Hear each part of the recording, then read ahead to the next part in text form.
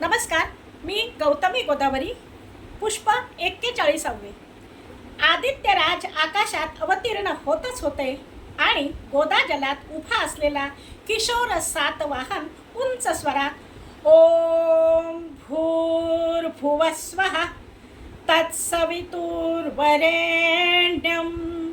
भर्गो देवस्य धीमहि धियो यो नः प्रचोदयात् असे म्हणून सूर्यदेवांना अर्घ्य देत होता आणि अर्घ्य देताना सूर्यदेवांवर दृष्टी रोखून जणू काही सर्वच्या सर्व सूर्यकिरणे दृष्टीवाटे प्राशन करीत होता. त्याच्या या नित्यकर्माचे अवलोकन हे माईचे नित्यकर्म होते. सूर्योपासनेने तो जीवनात तेज आणत होता. भरपूर सूर्य तेज प्राशन केल्यावर तो जानव्याची ब्रह्मगाठ उजव्या तळहातावर घेई, त्यावर डाव्या तळहाताचे झाकण ठेवी, अर्थात तळहातावरील ब्रह्मगाठी बरोबर गोदा जलही असेच. या ब्रह्मगाठीच्या माध्यमातून तो चारही वेदांना नमस्कार करी.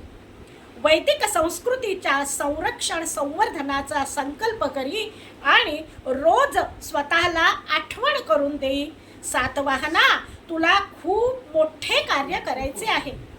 आता नेत्र उघडून तो बंद तळहातावरील जानवे बाजूला करी आणि उर्वरित गोदाजल शक्तितीर्थ म्हणून प्राशन करी आणि माई आशीर्वाद देई, यशस्वी भव. अशी दिवसाची सुरुवात करणारा सातवाहन न्यायशास्त्राचा अभ्यास करी आणि दिवसाचे 2 प्रहर उलटल्यावर कुंभारवाड्यात येऊन मातीच्या विविध वस्तूंनी खेळणी तयार करी. त्याची ही 2 रूपे पाहणारा नेहमी विचारात पडे की न्यायशास्त्र पारंगत असलेला सातवाहन कुंभार काम कसे करतो, किंवा कुंभारवाड्यात कौशल्य प्राप्त केलेला सातवाहन न्यायशास्त्रासारख्या किचकट शास्त्राला हात कसा लावतो.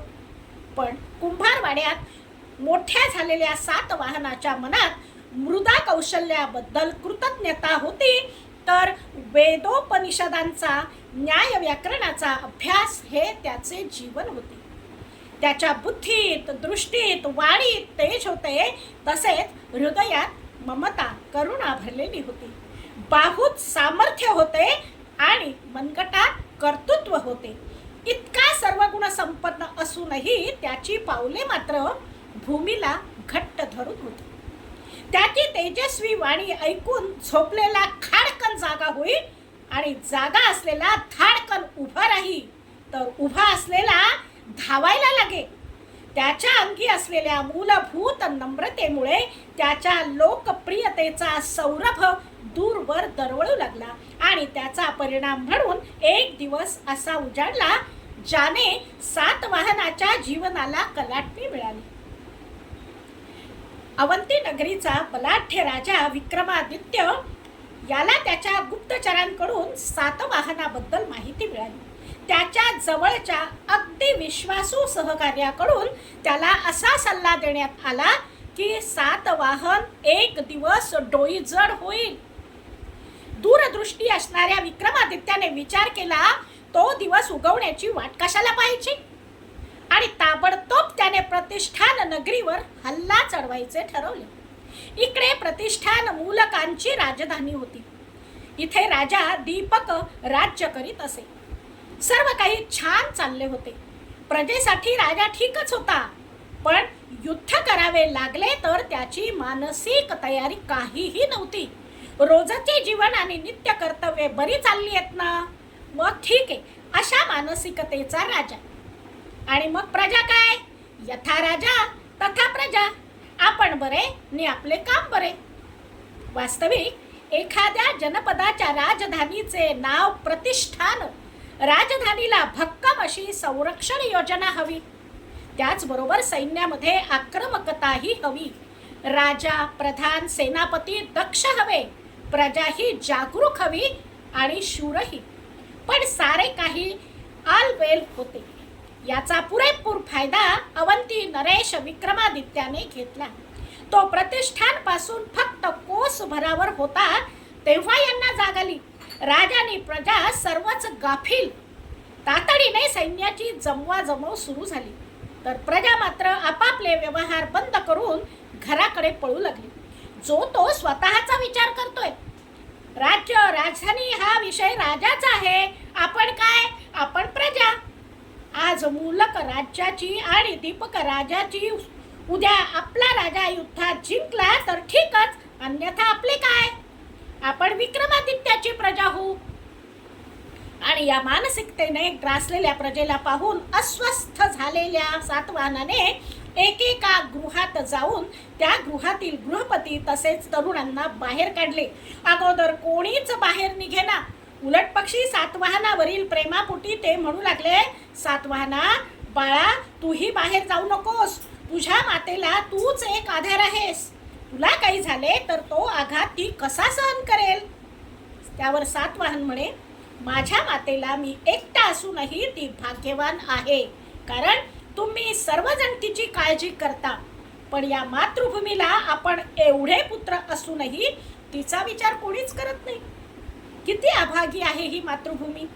आणि हे बोल सर्वांच्या जिव्हारी लागले. एक एक करता सर्व प्रजाजन बाहेर पडले. एव्हाना राजा, अमात्य, सेनापती आणि सैन्य प्रतिष्ठानच्या सीमेवर पोहोचले. समोर पाहता तो विक्रमादित्याचे सैन्य उभे ठाकलेले.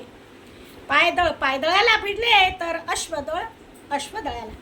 विक्रमादित्याच्या सैन्याचा जोश काही औरच होता. त्याच्या प्रत्येक हालचालीत युद्ध जिंकायचेच असा आत्मविश्वास होता. पण प्रतिष्ठानचे सैन्य मात्र गोंधळलेल्या अवस्थेत होते. अचानक युद्ध प्रसंग ओढवल्यामुळे ते भांबावलेले होते.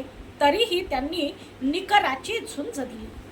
एकीकडे सैनिक प्राणाची बाजी लावित असताना दुसरीकडे मात्र घात झाला. विक्रमादित्याच्या रथातून निघालेल्या भाल्याने दीपक राजाचा वेध घेतला आणि मूलकांची राजधानी प्रतिष्ठान पोरकी झाली. पडलेल्या राजाला पाहून सैन्य सैरभैर झाले. आता पळापळ होणार. एवढ्यात सातवाहन खूप मोठी प्रजेची कुमक घेऊन पोहोचला. प्रजेकडे शस्त्र नव्हते, पण लाठ्या काठ्या मात्र प्रजेच्या हातात होत्या. सातवाहनाने प्रजाजनात एवढा जोश भरलेला होता की शत्रूच्या तलवारींना यांच्या काठ्या भारी पडतील. तसेच प्रजाजनांना घेऊन आलेल्या सातवाहनाला पाहताच सैरभैर झालेल्या प्रतिष्ठानच्या सैन्यातही उत्साह संचारला आणि पुन्हा नवीन जोशात सैन्य प्रजाजनांसह विक्रमादित्यावर तुटून पडले. विक्रमादित्याच्या गुप्तचरांनी गर्दीतील सातवाहन विक्रमादित्याला दाखवला आणि विक्रमादित्याने युद्ध थांबवण्याची घोषणा केली. आणि तो गर्जना करीत म्हणाला, प्रतिष्ठान नगरीतील सैनिक आणि प्रजाजनांनो, तुमचा राजा पडला आहे. माझ्याकडील अस्त्रशस्त्रांची सिद्धता पाहता हे युद्ध तर आम्हीच जिंकणार. मग निष्कारण जीवितहानी होण्यापेक्षा मी तुम्हास एक संधी देतो. जर तुमच्यापैकी कुणीही मला द्वंद्व युद्धात हरवले तर तुमचे राज्य मी तुम्हास परत करीन. प्रतिष्ठानचे सैन्य आणि प्रजाजन विचार करीतच होते. तेवढ्यात सातवाहन झपझप पावले टाकीत पुढे गेला.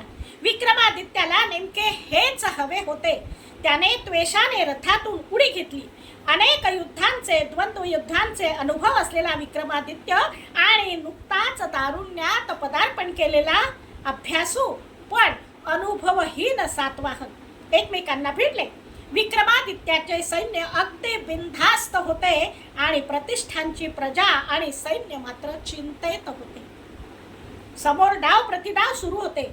सातवाहनासाठी प्रतिष्ठानवासीय ईश शक्तीस साथ देत झाले आणि प्रामाणिक तसेच नियोजनबद्ध मानवी प्रयत्नांना ईश शक्तीकडून प्रतिसाद मिळाला आणि बाजी पलटली. विक्रमादित्य चित्त झाला. त्याचे पडणे सहन न झालेले त्याचे सैन्य पुन्हा प्रतिष्ठानवासियांना भिडले.